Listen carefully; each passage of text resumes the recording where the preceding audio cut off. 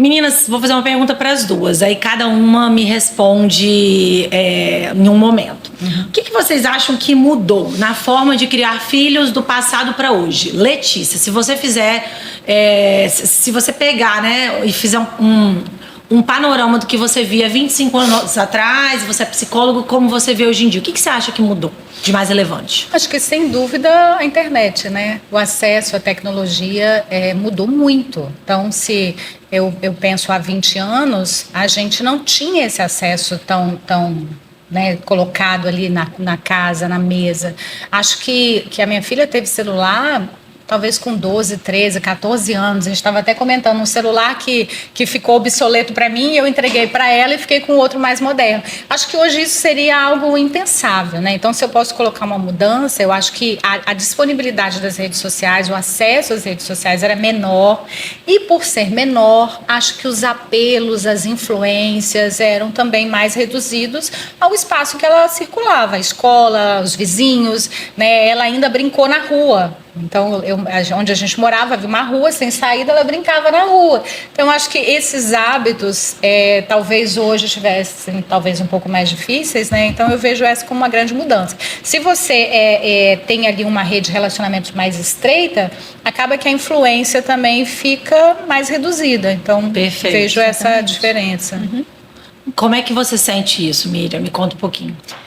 Eu acho que ela foi perfeita na fala dela, que hoje está tudo muito rápido, né? Chega tudo muito rápido. Parece que as crianças já vêm preparadas para isso. Parece que o pensamento acaba que acompanhando ali essa geração de tecnologia, de rede social. Hoje um dos desafios lá em casa é a televisão, né? A TV. Porque você tem que estar atento até no desenho que teu filho está assistindo. Né, que às vezes eu sento e assisto o desenho, a hora do desenho, então tá, a mamãe vai sentar e vai assistir com você. E às vezes você escuta algumas coisas e fala, mas esse desenho não era para estar falando isso, né? Esse filme infantil, né, não era para estar levando por esse lado. Então a gente tem que estar o tempo todo ali com a criança, entendendo, acompanhando, não privando, mas acompanhando. Sim. E tentando filtrar o que vai ser bom, né, para o meu filho, o que eu acredito que seja bom para ele, o que a gente tem que descartar. Porque ele vai acompanhar essa geração aí que está chegando de tecnologia. Uhum. Sem sombra de dúvidas. Não vou ter como eu colocar ele no mundinho, porque eu gostaria, se fosse pensar. Sim. Mas ele vai acompanhar a inteligência artificial que está chegando aí, né, com tudo. Então, é uma geração que vai acompanhar todo esse processo, acho que muito mais do que nós aqui. E a gente tem que estar ali a todo momento espertos, acompanhando, porque é muito rápido. São informações que chegam muito rápidas. Perfeito. Você como mãe, e pode até dar sua opinião assim de psicóloga também. Você tem um filho de 5 anos. Uhum. Você sente mais alívio ou medo quando você pensa no futuro dele? Assim, ele com 5 anos ele já gosta de televisão. Mas televisão, nós crescemos com televisão também. Não tem nada demais. Por trás disso, você pensa, você olha para o futuro com medo, com preocupação? Ou você confia no que você está fazendo também? Tem os dois lados. Eu confio muito no ser humaninho ali que eu estou formando, porque eu estava até falando com ela antes que eu tenho o privilégio hoje de estar ali com o Benício, né, acompanhar o processo dele, pelo menos o período ali do dia. Então, estou sempre de olho em todas as demandas que chegam. Mas eu me preocupo, principalmente com a fase da adolescência, né? Que a questão do uso do celular... Como é que eu vou conduzir? Eu já penso sobre isso. Como é que eu vou conduzir a questão do uso do celular? Você falou que a tua filha teve o celular um pouquinho mais, né? E agora, as crianças, a gente vê crianças aí, né? Que já tem fazendo uso do celular. Como é que eu vou me comportar em relação a isso? Então, sim, é uma preocupação. Entendi. Queria que vocês me falassem. Tem alguma coisa que você vê hoje, Letícia, nas mães mais novas e pensa, poxa, eu queria ter tido isso naquela época? Fazendo um comparativo assim, de algo que você acha legal hoje em dia que você às vezes não tinha acesso, não chegou para você.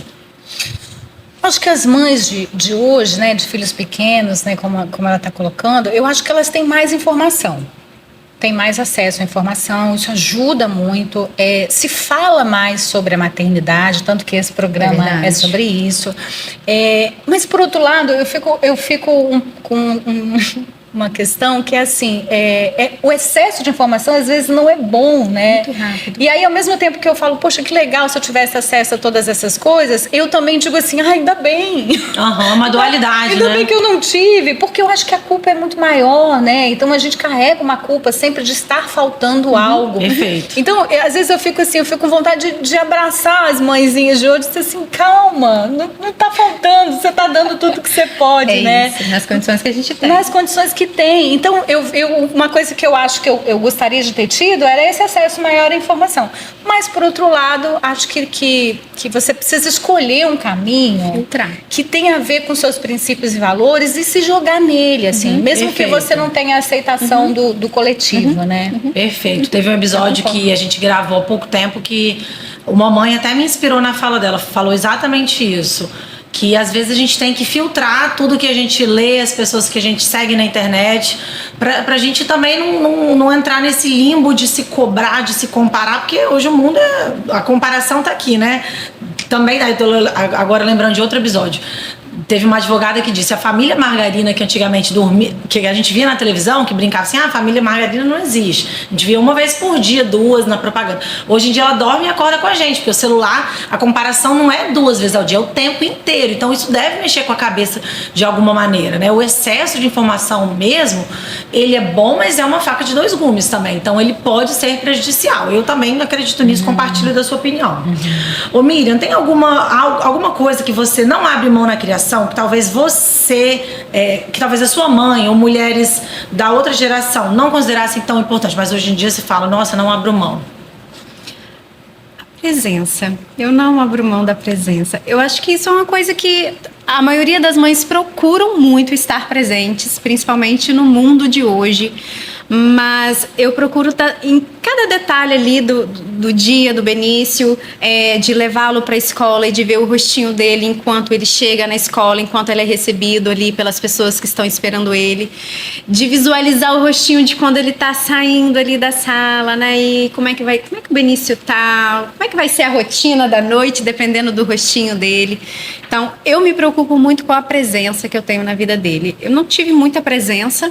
Então, talvez essa é uma reflexão que eu sempre faço, né? Eu não tive minha mãe foi maravilhosa dentro daquilo que ela poderia, né? Mas a questão da presença hoje é uma coisa que eu tento passar muito para ele. Perfeito. Essa questão da presença, você acha que foi só na sua casa? Ou você pensa que hoje as mães, as mulheres mais novas, hoje em dia elas têm mais consciência da importância da presença. Então, por isso elas se preocupam em estar presentes. Tem mais por consciência. Conta da informação também, elas sabem a diferença que faz, né? Exatamente. E a gente vê muito isso em rede social, né? Principalmente profissionais da área falando o tempo todo sobre isso, né? Do uso da tecnologia, do estar presente, do acompanhar. Mas eu acho que também traz muito daquilo que a gente estava falando anteriormente. O que eu posso filtrar? O que vai ser bom para minha maternidade? O que eu, como pessoa e como mãe, me coloco ali nesse maternar? O que faz sentido para mim e o que não faz?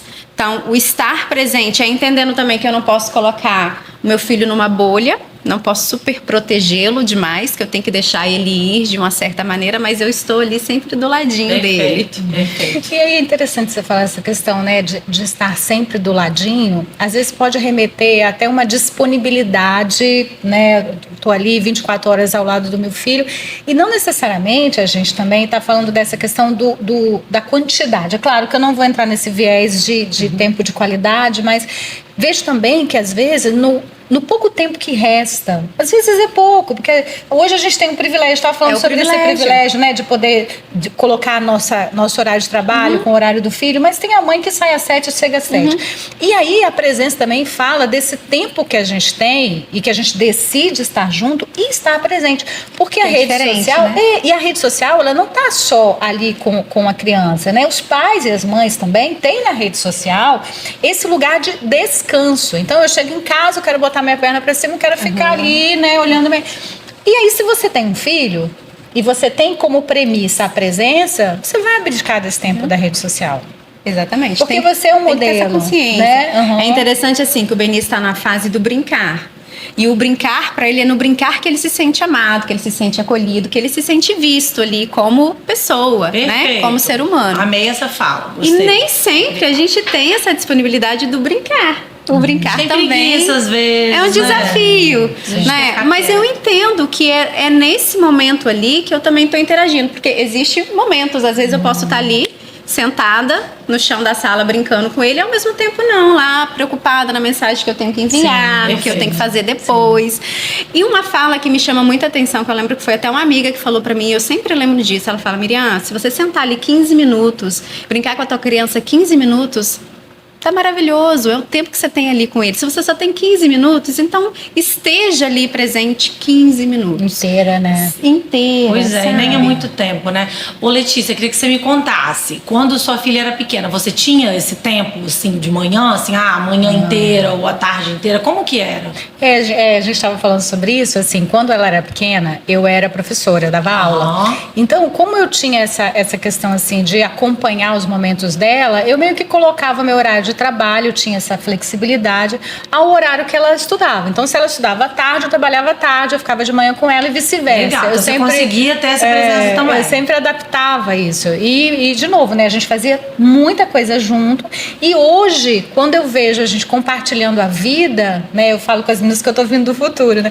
Quando eu vejo ela compartilhando a vida comigo, a rotina da vida dela, eu vejo que é um fruto que eu tô colhendo Perfeito. dessa disponibilidade. E eu tenho uma memória muito bacana, que é assim, né? Quando a gente estava brincando, você falou de brincar, e me veio essa memória. Ela gostava muito de montar coisas, quebra-cabeça, jogos, enfim.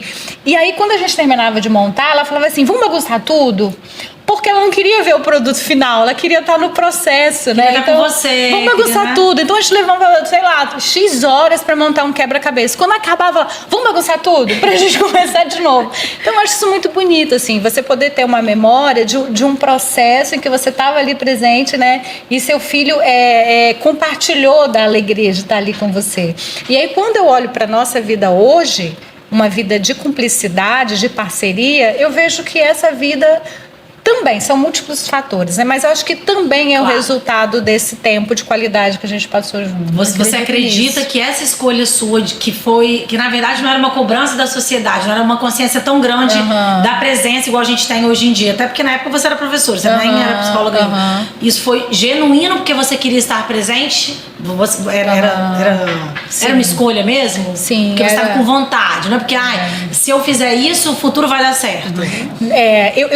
Eu gosto muito de ser mãe. Sempre gostei. Então, assim, quando eu engravidei, foi uma gravidez que eu não planejei, foi uma mudança de remédio, eu engravidei, não planejei. Mas no momento que eu me vi mãe, eu investi minha vida, assim, legal. Então eu gosto de ser mãe. Eu gosto de ser mãe de bebê, de adolescente, de adulto. Gente, imagina isso vó, hein? Meu Deus! Morando perto ainda, já pensou? Agora me contem perguntas, uma pergunta que eu vou ver se as respostas vão ser muito diferentes. Qual foi a decisão mais difícil que você já tomou como mãe, Miriam? Você parar pra pensar aí. Nossa, mãe. São tantas. Ela não deixou a gente preparada para Pensa aí, essa. pode pensar, pode pensar. Ô Letícia tem mais tempo pra pensar, às vezes, uma decisão difícil. A decisão mais difícil, Lara. Gente. Ou uma das mais difíceis, ou alguma que doeu em você, às vezes de trabalho mesmo, de dia a dia.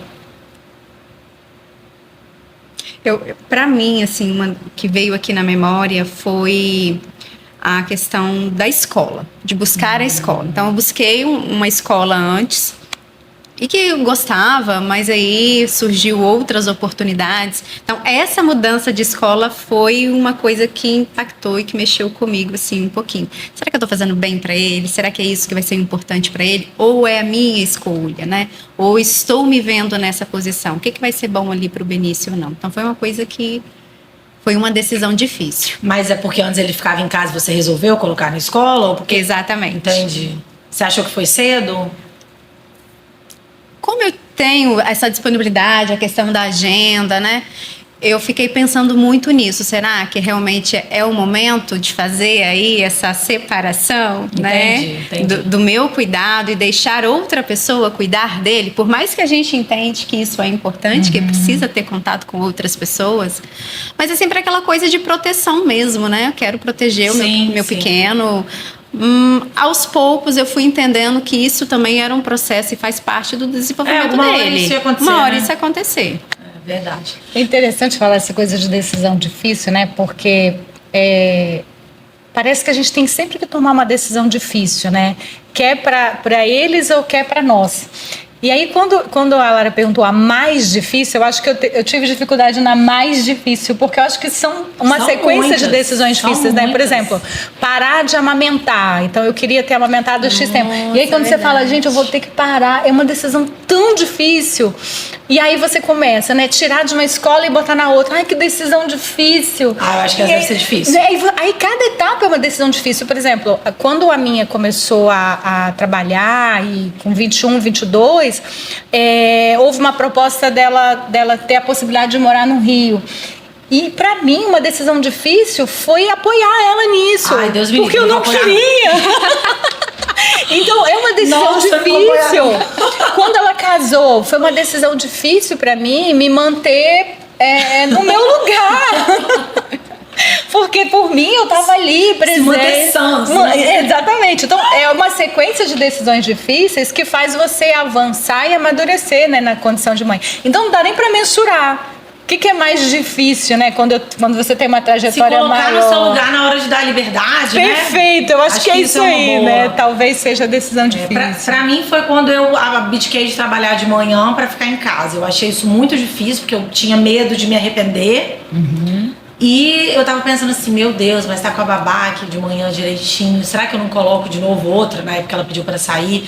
Só que eu tava incomodada com algumas coisas, eu tinha medo também, eu queria estar mais tempo com ela de manhã, eu queria dar os meus ensinamentos, a minha segurança, aquele negócio, né, que a mãe sempre faz melhor. Vai ter avó, vai ter babá, vai ter escola, mas eu tô olhando direito, ninguém tem meu olho. Como você. Então eu acho que isso foi difícil, quando eu abri mão de mim mesma pra estar mais tempo com ela. Uma decisão muito difícil. E isso tem sido difícil até hoje, assim, sabe? Eu acho que daqui a pouco vai ter que ser difícil de novo pra sair dessa situação, sabe? Quando eu tiver que voltar a trabalhar mais tempo e novamente pensar onde que ela vai ficar de manhã, com alguém, na escola.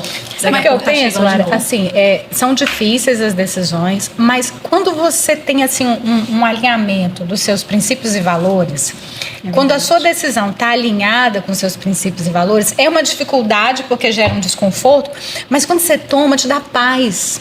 Acho que isso é uma referência interessante, assim, Sim. porque não é uma dificuldade que se estende. É difícil naquela hora, mas aí você vê que é uma decisão que está alinhada com o que você espera. Sim. Aí depois que você toma, você fala, ai, que bom. Eu acho que quando a gente olha assim, no final do túnel, não tá valendo a pena. É sofrido, às vezes pensar que eu não tô produtiva, que de manhã eu tô ali, que tá cansativo, que tá estressante, mas aí eu fico pensando no futuro. Quando eu olho, eu falo assim, não, tá tudo certo. Mas eu acredito que é uma reflexão bacana, mas o quanto que isso faz bem pra gente também se colocar nessa posição de que eu não tenho que exercer somente o papel de mãe, uma reflexão que eu faço também, né? Eu posso exercer outros papéis sendo mãe também, né? Eu posso ser profissional, posso ser esposa, posso ser amiga, né? Então, é uma dificuldade sim, mas isso faz parte também do nosso processo de se reconectar com a gente, de entender também que a gente tem anseios, que a gente tem sonhos, que a gente tem projetos. Que a gente quer evoluir. Que a Então, gente quer se evoluir. questionar não faz mal, né? É ok o humano estar se questionando, porque é assim que ele vai mudando. É assim que a gente transforma. Alterando. E nada é pra sempre, né? Às vezes a gente pensa assim que, não vou dormir nunca mais. Não vou voltar a trabalhar nunca mais. Mas não, tudo tem seu tempo, né? E passa. Você dormiu na adolescência da sua filha? Porque tem gente que fala que nunca mais dorme mesmo. Olha, eu falo de um lugar, de um certo privilégio, porque Lara, ela não me deu trabalho na adolescência. Ela sempre foi uma menina muito tranquila, ela sempre foi muito artística. Então, ela sempre foi muito envolvida com essas questões, né, do teatro. Estava bem no mundo dela também. Ela não me deu muito trabalho na adolescência. Coisa boa. Você, Letícia, já que eu tô falando com você, você sente que sua filha entende os sacrifícios que você fez? na época, assim, que as coisas que vocês passaram juntas, assim, que você olha pra trás, ela sabe hoje em dia da sua vivência, porque ela é adulta, então ela conhece da história da família de vocês. Você acha que ela entende realmente o sacrifício? Ou você acha que ela vai entender só quando ela for mãe? Ou que ela admira? Eu acho que ela super entende. Como ela sempre esteve presente, ela acompanhou muitos desses desafios na condição de filha, claro, mas ela entende. E hoje, casada, é engraçado isso, né? Assim, hoje ela casada, eu acho que ela entende ainda mais algumas questões. Ela valoriza muito. Ontem foi meu aniversário, ela mandou um áudio lindo pra mim, assim. Você ontem dela, sabe, gente? Ela mandou um áudio lindo pra mim, falando exatamente disso, assim, o quanto que ela valoriza e admira essa presença. Claro, não vou falar de sacrifício, porque a gente nem considera sacrifício, né? Mas eu acho que ela super valoriza, assim. Mas ela sabe que é um sacrifício também, né? A presença, você deixar de estar fazendo algo por você, esse egoísmo que tanto se fala, né, na maternidade. Que às vezes ela fez uma coisa tão bonita, assim, né? De novo, vindo do futuro, ela fez uma coisa uma homenagem muito bonita, assim. Ela colocou foto de vários momentos nossos, da vida toda, e aí ela colocou assim, né, na homenagem, dizendo assim, mesmo com todas as coisas que você fazia, trabalhava, estudava, você sempre esteve presente em tudo que foi importante pra mim. Então acho que isso é um reconhecimento muito lindo. Total, assim, não. Então tá fresquinho na sua cabeça. Sim. Muito você bom. Que não tem ainda quem reconheça, né? Porque ele é muito pequeno pra perceber isso. Em relação àquilo que a gente estava falando de culpa, né? Quando a gente abdica de alguma coisa. Você sente que alguma culpa por uma escolha que você precisou fazer desde que você virou mãe, nesses 5 anos? A culpa, ela sempre vai existir. Acho que em qualquer etapa da vida da criança, que seja na primeira infância, que seja na adolescência, eu acredito que a culpa aí acompanha a gente. É porque a gente entende que nem sempre a gente vai acertar, né? A gente tem muito erro. Eu tenho muito erro como mãe, como ser mãe. Mas ao mesmo tempo eu tento trabalhar essa culpa de entender que tô tentando. Tô fazendo o melhor que eu posso, nas condições que eu tenho. É o que dá hoje, né? É o que dá hoje pra fazer, sabe? Então a culpa sempre acompanha. O importante é sempre a gente estar olhando pra gente e entendendo como é que eu vou trabalhar com essa culpa aqui. O que eu vou fazer com ela? Vou trazer ela em meu benefício ou não? Perfeito, é um trabalho de autoconsciência também. Exatamente. É mais sobre a gente do que sobre o outro. Exatamente. Falou tudo. É mais sobre a gente Exatamente. do que sobre a situação em si, a escolha. É como a gente conduz ali. Perfeito.